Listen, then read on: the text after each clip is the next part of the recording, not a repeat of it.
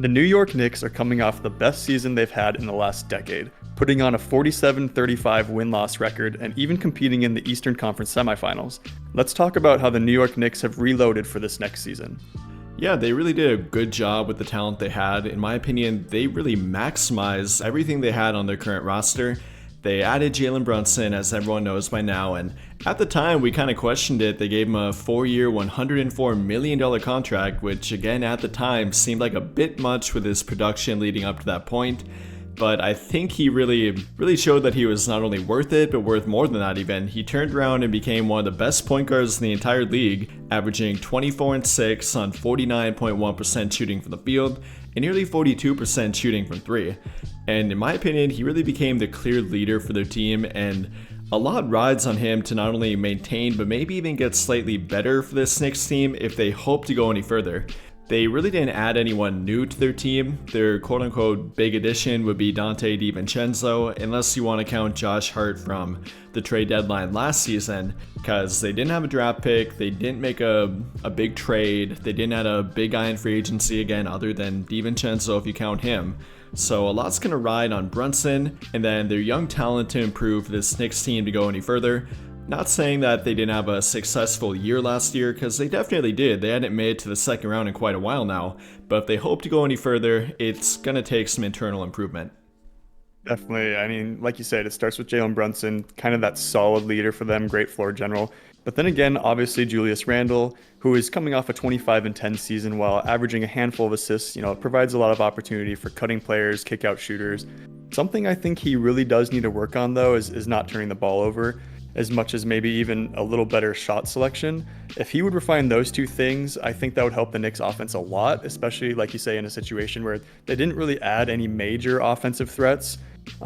So I think that would help them a lot. To me, RJ Barrett has found somewhat of a lull period in his career too. He's only 23, so I hate saying it like that, but he kind of found a little, slight period here where he's not getting any better, but he's not really getting any worse for that matter. He's still a great player, don't get me wrong, puts up close to 20 a night, but similar to Randall, just watching them last year, I think he needs to improve his shot selection and even field goal percentage overall.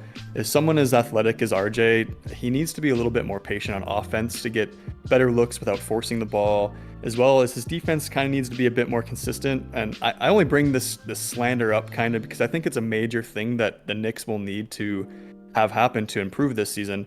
He's still a great scorer, and the idea of having three players averaging mid-20s a game is really kind of nuts if you think about it. Oh, for sure. And I know Knicks fans everywhere want and really have been begging for RJ Barrett to take that next step forward in his game for a couple of years now.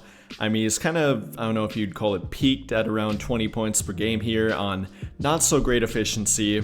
I mean, shooting 43.4% from the field and only 31% from three. That's really not great even if you are putting up about 20 points per game.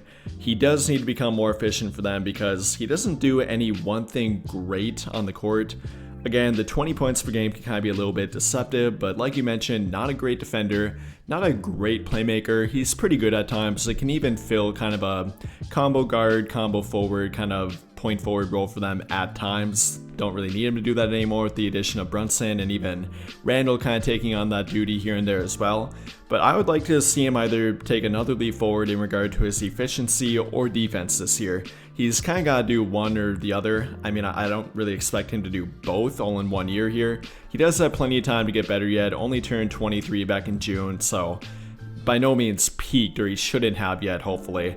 That'll be one guy they need to take a leap forward from. And you kind of touched on their offense before too, and that's one thing I did want to mention. They finally did become more of an offensive threat under Tom Thibodeau, largely due to Jalen Brunson. They ranked 4th in offensive rating last season, which I completely forgot about. That didn't even seem like a possibility with the way Tom Thibodeau kind of ran their offense at one time. But again, Brunson helped a lot, though they unfortunately did take a step back defensively.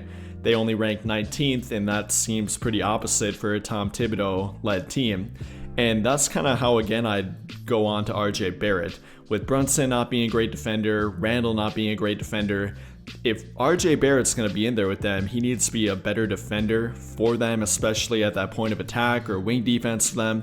He's got to do one or the other for them to take a major leap forward, and especially their starting lineup. Other than him, though, I really did like the addition of Josh Hart for them. He really transformed their team, whether it was him bringing energy off the bench or even starting a couple games here and there as well. Incredibly efficient, averaged 10 points per game, 7 rebounds per game, on nearly 60% shooting from the field and 52% from 3 after arriving in New York. That added a lot of stability to their team, and every team needs a guy like Josh Hart. Consistent, knows his role, plays hard, and great locker room guy too. They kind of brought back that Villanova trio with Brunson, Hart, and DiVincenzo, so I imagine that'll help from a team chemistry standpoint. They obviously get along.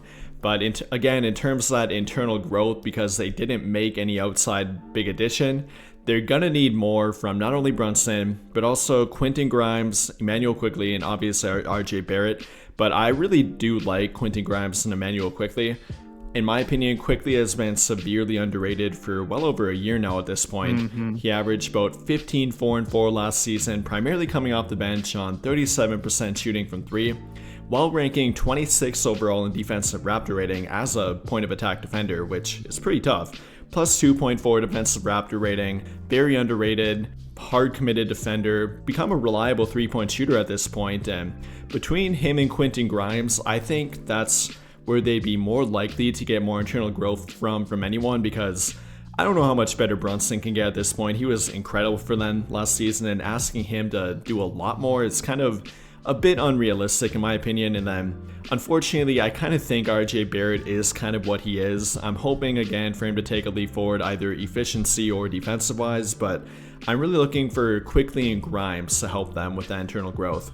Before we continue, I just wanted to take a few seconds to talk about and invite you to join our NBA Discord server. Our JSM NBA server is full of hundreds of people who love everything NBA. Do you like instant news updates around the league, NBA memes, talking stats, or even live chatting with others during games? The JSM NBA server has got you covered, plus so many more things to do and see. Come check out the JSM NBA server for free. We'd love to see you in there. The link will be in the description below. Now let's get back to the video. No, I agree 100%. And don't forget to mention that those two guys are extremely durable. Yep. And that goes a long ways. And I think that bringing in DiVincenzo will honestly help that. And I really like the pickup a lot. He provides a great 3-point threat for the second unit, knocking down 40% of his threes last year. Excellent playmaker with Golden State, and even excelled in the game with Steph on the court. So I think that this will help those other guys kind of find their role, and they've been playing the last year and year before. They've been playing. They've been into the system, in the rhythm. So I think that that's totally acceptable to think that those two can take a leap forward. And I agree with you that I think that they're going to have to. Also getting a little bit of support from Mitchell Robinson down low. He'll be acting as that defensive powerhouse and even vertical threat for the Knicks this season. Officially listed at 7 feet tall, he averaged just under 2 blocks last season and just really dominated down low. He's kind of a quiet dominator. And from the block shots to nearly 4 offensive rebounds a game, he provides so many second chance points for the Knicks, which I think is extremely, great for them. They capitalize heavily on that. And I think I kind of agree with you where I think that that's just kind of how it is with RJ Barrett, and just kind of rolling into a starting lineup for this year. I think that it's going to be the same as last year with Jalen Brunson, Quentin Grimes, RJ Barrett, Randall, and Mitchell Robinson. And then I don't know about you, but I think probably bring DiVincenzo at the 6th man, and then maybe Josh Hart and Quickley after that. And the thing about this Knicks team that just kind of doesn't feel right, I guess, is their average age is 25 years old. I mean, you think about it, it makes sense, but it just kind of doesn't seem like they're that young, with their oldest player being Evan Fournier being 30, which, speaking of him, I really do like his ability on the court and his scoring potential, but it's obvious that Thibodeau does not believe in his abilities after cutting his minutes drastically last season, and I almost expect a trade at this point in the near future, because Fournier has recently expressed his frustration, saying he offers something the team doesn't have, and that he can, quote, effing play. And it is kind of a weird situation. I don't know the whole story on it, but looking at their current roster with no major pickups, I think that I would like to at least put them in pretty close to the same situation they were last year, even with some of those improvements, easily making the playoffs, kind of landing into a 5th or 6th seed. Yeah, the only thing I'm worried about with them is kind of, hopefully not, but becoming stagnant when you don't make any changes. And I mean, yeah, they're young, but it will take some internal growth for them to get better. If that doesn't happen though, if they become stagnant and really don't take a leap, they could potentially slide down a bit. Kind of the same thing that happened to them following the 2020-21 season, where they took a leap backwards rather than forward. And then they finally made that addition with Jalen Brunson, which worked out for them. But now we'll have to see if they can take another leap forward off of that while not making any major move. To go back to the Evan Fournier thing, I mean, I think the problem with him is just that there's not a ton of value there anymore. I mean, he can be a good three-point shooter, not really a 3-and-D guy anymore, but the contract kind of scares teams away, and then with him making a little bit of outside noise, not that I really blame him considering that he didn't get to play at all for literally the whole second half of the season. I'm not sure if anything will happen with him. He's a good contract to put together for salary filler in a trade, and that's, I guess, one thing that I'll be looking for. Maybe if they would combine him with, if they have to, Emmanuel Quickly or whoever it might be. I doubt RJ Barrett. Maybe, who knows, for a star, borderline star, if one ever becomes available. I mean, they're not in the James Harden talks or anything really, but they definitely were eyeing Donovan Mitchell, and a lot of people thought they were going to get him. And who knows, maybe if he'd ever become available again, if the Cavs take a step back rather than forward. I mean, the Knicks did beat them in the playoffs, but I'm envisioning a good leap for the Cavs. But getting back to the Knicks, that would be the kind of one way for them to improve from an outside standpoint, combining that Fournier contract with somebody else. But regardless, I kind of agree with you for the most part too. I think they'll stick around that 5th seed area.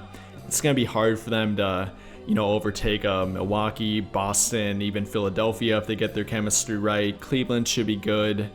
Again, that will put them around that 5th seed area, which is by no means bad, especially if they can get that 4th seed instead, get home court for round 1 of the playoffs and kind of build off of that. But yeah, that would kind of be my ceiling for them at their current state, which again isn't a bad thing. A lot will rely on their internal growth for them to take a step forward, and if that happens, again, it would take a pretty big leap from Quickly, Grimes, RJ Barrett. But if that happens, then I think they could go beyond round 2. Again, it'll take a lot, but I think regardless, they have a pretty stable team, and they should be a fun team to watch again this season.